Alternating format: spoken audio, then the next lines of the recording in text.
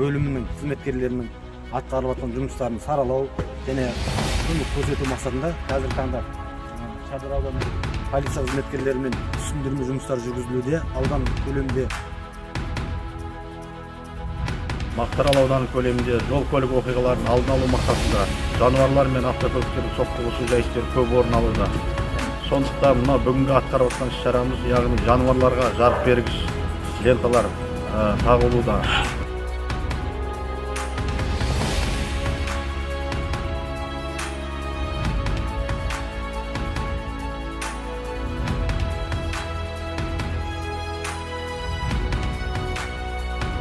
Полиция бөлім қызметкерлерінің бастамасымен аудан көлемінде жануарлардың қатысуымен орын алатын жол көлік оқиғаларын алдын алу мақсатында тұрғындарға тиісті түсіндірме жұмыстары жүргізілді.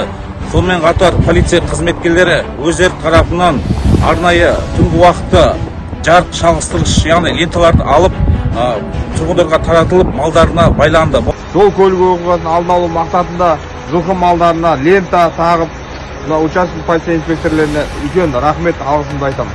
жұмыс барысымен Созақ ауданы полиция бөлімі қызметкерлерінің қараусыз жүрген малдарды жұмыстың басты мақсаты жол көлік оқиғаларын алдын алу және малдың жоғалмауын қадағалау.